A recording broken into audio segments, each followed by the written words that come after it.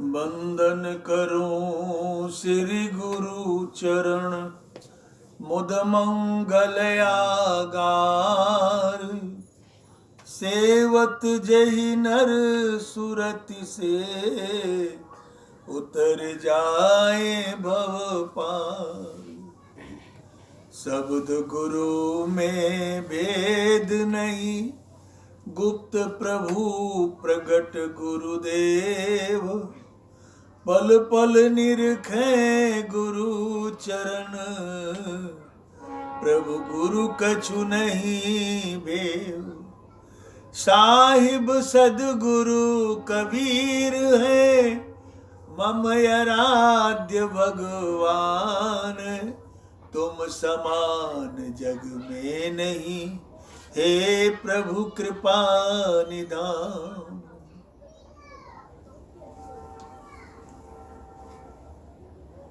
परम प्रियात्मन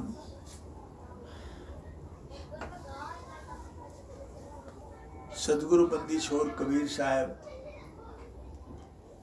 संसार के हित के लिए, जगत के सभी प्राणियों के लिए अथक प्रयास करके इन्हें दुख का बंधन छुड़ाने के लिए बहुत कोशिशें की, और उन्हीं के पथ में हम सभी चल रहे हैं। उन्हीं के ज्ञान प्रकाश में अपने जीवन को सही मार्ग पर लगाने के लिए प्रयासरत हैं। और मनुष्य जीवन तो अनमोल जीवन है। इस अनमोल जीवन को सही दिशा देने के लिए एकमात्र सदगुरु ही है, और सदगुरु के बिना मनुष्य जीवन निरर्थक है। देखिए साहब कहते हैं, जो लो तारा जगमगे,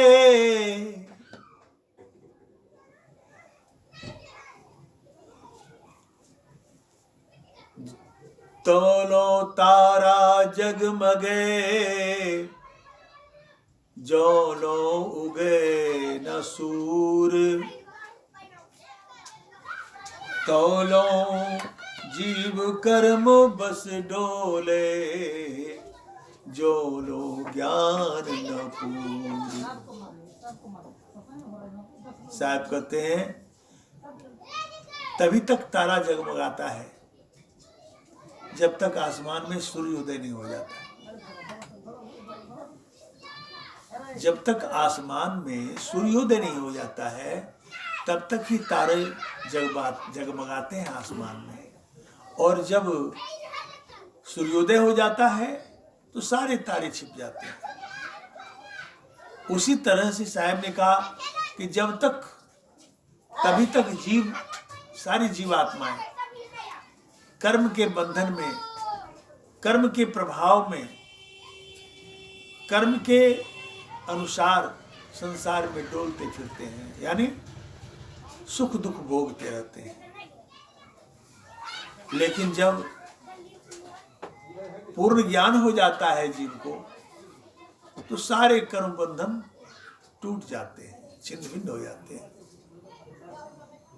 ज्ञान के प्रभाव से ही, ज्ञान प्रकाश से ही सारे बंधन छूट जाते हैं, निर्बंध हो जाते हैं। यानी जीते जी जीवात्माओं की मुक्ति हो जाती है। उसे जीवन मुक्त कहते हैं। उसके लिए कोई बंधन नहीं रहता है। और संसार में तो बहुबंधन से बांधिया एक बेचारा जीव। साहब कहते हैं, बहुबंधन से बांधिया एक बेचारा जीव, की भल छूटो आपनों की छुड़ावे पीव। इतने बंधनों से जीव बंधे हुए हैं, नाना प्रकार का बंधन है जीवन में। क्या अपने से छूटने की संभावना है? क्या पीप छुड़ा सकते हैं? जीव कर्म के बंधन में ही पड़ा हुआ है। कर्म ही सृष्टि का कारण है। जब तक प्राणी कर्मों से उन्मुक्त नहीं हो जाते, तब तक प्राणी को बंधन बनता जाएगा और जीव परवशता की ओर रहेंगे। परवश जीव स्वश भगवंता। जीव पराये के बस में होते हैं, दूसरों के बस में। दूसरों के बस में कैसे होते हैं? कर्मानुसार। कर्म ही उसका कारण है जो कि बंधन डालता चला जाता है। एक परिवार में कितने सदस्य हो जाते हैं? किसी के यहाँ 5, किसी के यहाँ 10, किसी के यहाँ 20। इतना बड़ा परिवार हो जाता है। उस परिवार में एक दूसरे के साथ दायित्व जुटा होता है, कर्तव्य जुटा होता है और उसे बंधे हुए हैं जीव। कर्तव्य के निर्वाह में वह छूट नहीं सकता, लेकिन जब ज्ञान पूर्ण हो जाता है तो सब छूट जाता है। न कोई आसक्ति रहती है, न कोई उस पर कोई दबाव रहता है और वह निर्बंध हो जाता है अंतर से। बाहर से नहीं। बाहर से तो देखने में है ही कि परिवार में है, परिवार में जीवन जी रहे हैं, लेकिन अंतर से निर्बंध हो जाते हैं। संसार के लोग क्या चाहेंगे आपसे? उम्मीद क्या लगाएंगे? आपकी कमाई, आपके द्वारा सांसारिक स्वार्थ। लेकिन आप इन स्वार्थ से ही, अंतर से ही परे हो जाएं। आप कहें कैसे परे हो जाएंगे? ज्ञान आधार पर परे हो जाएंगे। संसार में रहते हुए संसार से के बंधन से मुक्त हो जाएंगे। असर नहीं होगा। लेकिन जिसे ज्ञान नहीं है वो हमेशा डोलता रहेगा। डोलने का मतलब कभी दुखी, कभी सुखी, कभी टेंशन, कभी फ्रस्ट्रेशन, तरह तरह के मस्तिष्क में बातें उठती रहेंगी। तो ये अज्ञानता के कारण ही है। ज्ञान हो जाने पर बस कर्तव्य मात्र रहता है उनका। मेरा कर्तव्य है माता के साथ, पिता के साथ, भाई के साथ, बंधु के साथ, समाज के साथ, परिवार के साथ, परिजनों के साथ, देश विश्व सबके साथ जो कर्तव्य है उसका निर्वाह करते हुए भी उसे अपने जीवन का कोई ये नहीं रहता। जीवन के प्रति कोई स्वार्थ नहीं रहता है, क्योंकि उसके अंदर ज्ञान प्रकट हो चुका है।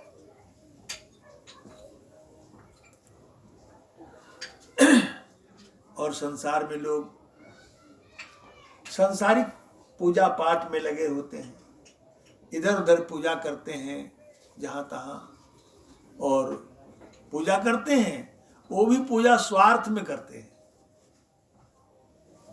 पूजा, भक्ति, उपासना स्वार्थ में करते हैं। अगर पूजा कर रहे हैं तो पहले ही प्रार्थना करते हैं कि हमें ये हो जाए, हमारी ये मनोकामना पूर्ण हो जाए, हम ऐसे दुखी हैं, वैसे दुखी हैं, कितने प्रकार की बात कहते हैं। और वो इच्छा हो गई, पूजा हो रहा है। पूजा होने में वो क्या हुआ? सकाम पूजा हुआ, सकाम भक्ति हो गई, कामना से युक्त। तो वह आत्मबल नहीं बढ़ाता है, आत्मा को बल नहीं दे सकता है। आत्मा निर्बल की निर्बल ही रहेगी। उसकी कामनाएं तो पूर्ति होगी, लेकिन आत्मा सबल नहीं होगी। लेकिन जो ज्ञान से जान जाते हैं कि ईश्वर की भक्ति करना, सद्गुरु की भक्ति करना अनिवार्य है जीवन में, और जो कर्म है किए हुए पूर्व जन्मों का, उसका प्रारब्ध तो शरीर बना है, और इस शरीर के प्रारब्ध को हमें तो प्राप्त करना ही है, भोगना ही है। तो उसे संतोष हो जाता है। फिर प्रभु उसे भी अब विश्वास होता है कि परमात्मा आया सदगुरु तो सब देख ही रहे हैं, उनकी आंखें अनंत है, हमारी तो 2 आंखें हैं, उनकी आंखें अनंत है, वह अंतर बाहर सब देखते हैं। तो फिर हमें उनसे मांगने की क्या बात है, क्या मांगू। कबीर साहब ने मांग के प्रति कहा है, क्या मांगो कछु थिर न रहाई, क्या मांगो कछु थिर न रहाई, देखत नैन चले जग जाई, क्या मांगो कछु थिर न रहाई। हो लंका सुकोट समुद्र से खाई, जा रावण की खबर न पाई, का मांगो कछु थिर न रहाई, देखत नैन चले जग जाई, क्या मांगो कछु थिर न रहाई।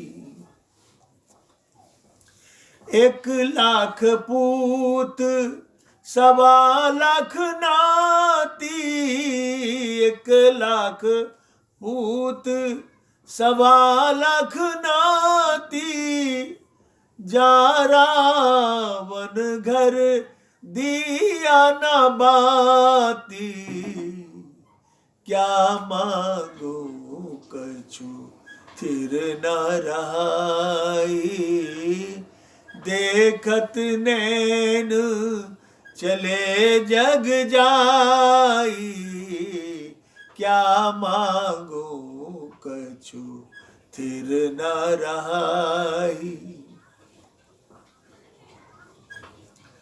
ओ सोने का महल रुपए के छाजा, सोने का महल रुपए के छाजा, छाड़ी चले नगरी के राजा, आबत संग ना जात के साथी, आबत संग ना जात के साथी, काह भये दल बांधत हाथी, क्या मांगो कछु थिर न रहाई, देखत नैन चले जग जाई, क्या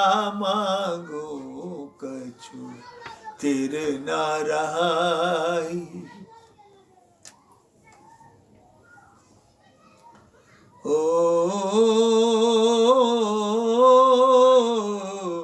क्या मांगो कछु थिर न रहाई, कहे कबीर अंत के बारी, कहे कबीर अंत के बारी, हाथ झाड़ी जस चला जुआरी, क्या मांगो कछु थिर न रहाई, देखत नैन चले जग जाई, क्या मांगो कछु थिर न रहाई। बंदी छोर कबीर साहब कहते हैं कि क्या मांगा जाए, संसार में परमात्मा से क्या मांगते हो, कुछ स्थिर रहने वाला नहीं है। उदाहरण स्वरूप से रावण के जीवन चरित्र को बताया। 1,00,000 पूत 1.25 लाख नाती, जा रावण घर दिया न बाती। जिसके घर में दीपक जलाने वाला कोई न रहा। रावण का जीवन ऐसा हुआ जो क्या नहीं था। सोने का महल था, रुपये का छज्जा था, और एक दिन संसार को छोड़कर चल दिए। आवत संग न जात के साथी, अका भय दल बांधत हाथी। साहब कहते हैं कि क्या होगा हाथी बांध के, यानी कहने का अभिप्राय है कि दंभ भरना कि हमें यह प्राप्त है, वह प्राप्त है, हम इतने बड़े हैं, हमारे पास इतनी संपत्ति है, हम ये हैं वो है। क्या होगा? सब छोड़ करके चले जाते हैं लोग, सब छोड़ करके चले गए। रावण से बड़ा प्रतापी राजा कौन होगा? वो भी नहीं रहे संसार में। जितना संकल्प किया था, जितना कुछ करने के लिए सोचा था, वो भी ना कर सका। कहा उस तरह से चले जाते हैं लोग। जैसे जुआड़ी जुए में जब हार जाता है तो हाथ झाड़ कर चला जाता है और चिंता फिक्र के दुनिया में जाकर के वह घर में चादर तान के सो जाता है। वैसे ही संसार के प्राणी संसार से चले जाते हैं। कुछ हाथ नहीं लगता, खाली हाथ जाते हैं। संसार में मनुष्य इसलिए बने हैं कि यहां से कुछ सुसंस्कार लेकर जाएं। यह करने आए हैं कि मरे तो कम से कम पूर्व जोनि में मनुष्य ही बन पाए और ईश्वर की आराधना करके फिर मुक्ति पाए, परमानंद में लीन हो जाए, परम सुख की प्राप्ति हो। लेकिन चंद चंद सुखों के लिए, थोड़े थोड़े सुखों के लिए प्रयास करते हैं, लेकिन जो सदगुरु के द्वारा दिया गया वास्तविक सुख है उस पर कोई ध्यान नहीं देते। इसलिए साहब कहते हैं कि भाई क्या मांगा जाए या क्या मांगू, कुछ स्थिर रहने वाला नहीं है संसार में। लोग संसार में जीवों को सताते हैं, जीवों को मारते हैं, जीवों को मार के खा जाते हैं और उसे कुछ पता नहीं होता कि संसार में जीव के मारने के बाद क्या होगा हमारा। इस चमड़े की आंख से देखता है और सोचता है कि बस यही है दुनिया, उसके बाद कुछ है नहीं। तो इसलिए संतों ने उसे मूर्ख कहा, क्योंकि वो नहीं जानता है। और जानना क्या है? जानना तो जीवन एक रहस्य है। इस जीवन में इतना बड़ा रहस्य है, इसको तो जान ले कम से कम। और वह तभी जान सकता है प्राणी जब सदगुरु के हंस हो जाए, अन्यथा वह कभी नहीं जान सकता है। अंधेरे में आया और अंधेरे में चला जाएगा, कुछ हाथ नहीं लगता। इसलिए साहब कहते हैं जीव घात नहीं कीजिए, बहुत लेत हुए कान, तीर्थ गए न बाजियो कोटि हीरा देवदान। करोड़ों का हीरा दान कर दो, नाम बड़ाई कर लो, तीर्थ जाने से बचने वाले नहीं है। क्यों नहीं बचने वाले हैं? कि तीर्थ जाने से क्या होगा? पानी में नहाएंगे, पत्थरों पर कुछ करेंगे, पूजा करेंगे। पत्थर तो नासवान निर्जीव है, आप सजीव हैं, और उस पे जाकर के षोडशोपचार करेंगे। तो कहते हैं साहब की तीर्थ गए 3 जना, चित चंचल मन चोर, एक को पाप न काटिया, लादी मन 10 और। तीर्थ गए 3 जना। 3 जना कौन कौन हो गए? चित्त का चंचल है, चित्त चंचल है उसका, और तीर्थ जा रहे हैं, 1 जना हो गया। चंचलता दूसरी हो गई। चोर हैं, छिपी छिपी नजरों से देखते हैं दूसरों को और अपने मन में भावना बनाते हैं अच्छे बुरे। और तीर्थ में स्नान करके चले आए तो क्या किए? शरीर नहाया, मन मैला होके चलाया। तीर्थ गए 3 जना, चित चंचल मन चोर, एको पाप न काटिया। नहाने से, गंगा नहाने से पाप तो कटा नहीं, शरीर थोड़ा पुलकित हुआ, बस लौट आए। इसलिए कहते साहब कि तीर्थ गए से नहीं बचोगे। साहब कहते हैं तीर्थ गए ते वही मुए, जुरे चीर नीर नहाए, कहे कबीर सुनहु संतो, राक्षस हो पछताए। साहब कहते हैं कि तीर्थ गए, वो बह गए तीर्थ में, यानी भावनाओं में बह गए, और कहते हैं पानी में जुड़ करके स्नान किया, पानी में शरीर नहाया, मलमल करके शरीर धोया, और जो है कहे कबीर सुनो हो संतो, राक्षस हो पछताए। वृत्तियां तो नहीं गई राक्षस की, मांस मदिरा व्यवहार करते हैं तो राक्षसों का पुरानी काल में जानते हैं ना कि रामायण काल में, महाभारत काल में राक्षस किसको कहते थे? जो मांसाहारी था उसे राक्षस कहते थे। कृष्ण जी मांस नहीं खाते थे, राम जी मांस नहीं खाते थे, तो वो देवता थे। लेकिन राक्षस कौन थे? कंस थे राक्षस। मदिरा मांस में डूबे रहते थे, अच्छे बुरे कर्मों में डूबे रहते थे, और जो है उसको तब रामायण में लोग पढ़ते हैं, हिंदू धर्म में भी, तो उसे राक्षस बताते हैं। और अभी भी वही काम हो रहा है, तो राक्षस किसको कहेंगे? तो कबीर साहब यही बात करते हैं कि कहे कबीर सुनो संतो, राक्षस हो पछताए। नहाने से क्या हुआ?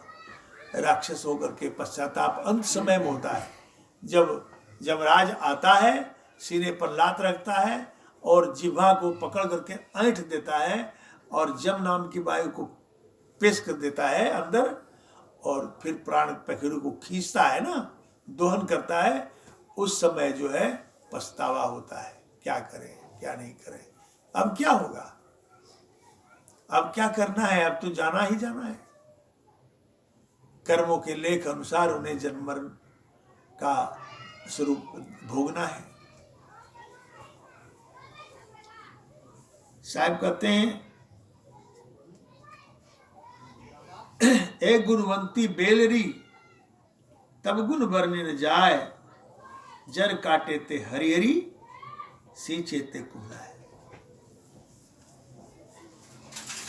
कहते साहेब के बेल किसको कहते हैं? अमरलता को देखें, अमरलता जो सिंधवार के पेड़ पर होता है, उसका कहीं जड़ दिखाई देता है, कहीं जड़ नहीं है, और अमर है, वह मरता ही नहीं। चाहे काट के हटा दें, जरा भी कहीं रहेगा तो फिर आ जाएगा, उतना ही। तो कहते हैं, और बहुत कड़वा होता है, बहुत तीता होता है। एक करवाई बेलरी, कहा साहब ने, एक करवाई बेलरी,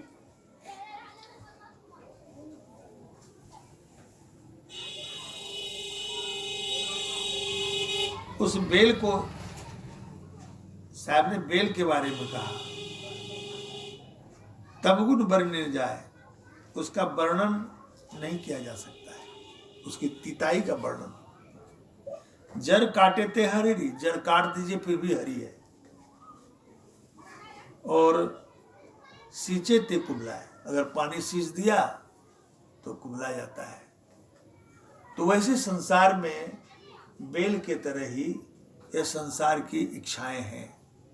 इच्छा इतनी अमर है, इतना विस्तार है इच्छा, एक इच्छा की पूर्ति होगी, दूसरी इच्छा पर आ जाएगी सामने, दूसरी इच्छा की पूर्ति हो गई, तीसरी इच्छा सामने आ जाएगी। बेल के तरह यह बहुत फैलाव है, इसका अंत ही नहीं है। और ये इच्छा जो है दुख रूप देता है। इच्छा दुख का रूप है, इच्छा दुख का रूप है। और जो ईश्वर के आराधना में लगते हैं वो निश्चिंत हो जाते हैं। इच्छाओं पर ही विजय प्राप्त कर लेते हैं। कोई इच्छा नहीं, जो है सब ठीक है, संतुष्टि आ जाती है। बहुत इच्छाएं जो है ना, बेचैन नहीं करता है उसे, और वह इच्छा नहीं होने से वह निश्चिंत रहता है, कोई चिंता नहीं। चाह लगी चिंता गई, चिंता भई। चाह अगर है तो चिंता आएगी, चाह नहीं है तो चिंता ही नहीं है। मनवा है बेपरवाह, जिसको कुछ नहीं चाहिए सो साहों का सा। चाह अगर चली गई तो चिंता भी साथ ही चली गई, चिंता रहेगी नहीं, मन बेपरवाह हो गया। और जिसको कुछ भी नहीं चाहिए वह शहंशाहों की भी शहंशाह है, क्योंकि इच्छा ही नहीं। इच्छा के प्रति ही लोग जो है बेचैन होते हैं, दुखी होते हैं।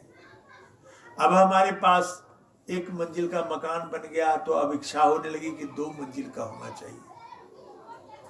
2 मंजिल का मकान हो गया तो इससे भी बढ़िया होना चाहिए।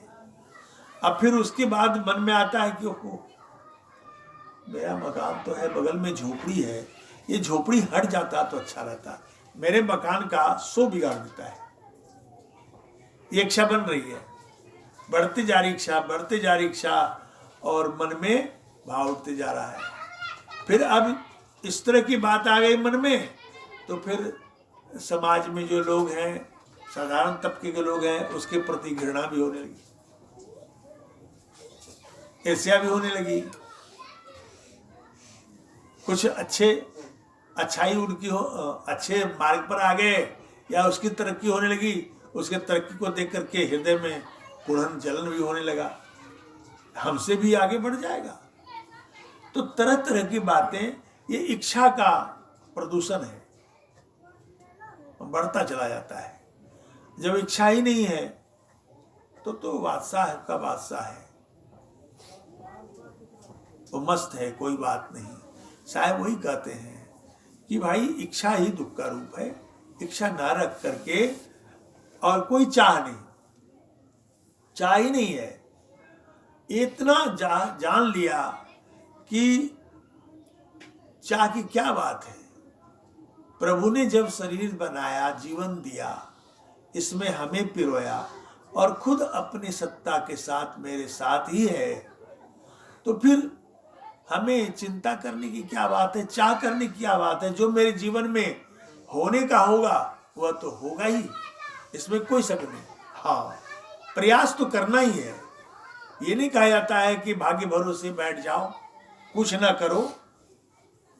इंद्रियां काम के लिए मिला है, हाथ मिला है अच्छे कामों को करने के लिए, किसी को इस हाथों से दुख ना देने के लिए। कान मिला है अच्छी बातों को सुनने के लिए, मुंह दिया है अच्छी अच्छी बातें बोलने के लिए, दूसरों की बुराई भरी बातों को नहीं बोलने के लिए, किसी को कष्ट ना पहुंचे।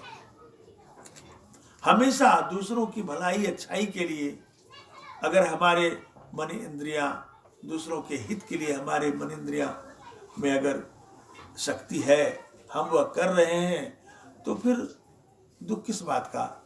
और तब तो फिर भरोसा है ही प्रभु पर, फिर प्रभु पर भरोसा है। तो प्रभु तो सब देखते हैं, अंतर्यामी है, अंतर बाहर सर्वस्व है वो। तो फिर चिंता चली जाती है, फिर मस्त रहते हैं प्रभु के भजन में ही। और हम लोगों को प्रभु के भजन में ही मस्त रहना अच्छा है। तो सब नहीं समझे बात का। संसार का कर्तव्य करते हुए हम लोगों को अपने जीवन में, अपने जीवन का उद्धार करने के लिए प्रभु भजन में लगे रहना चाहिए।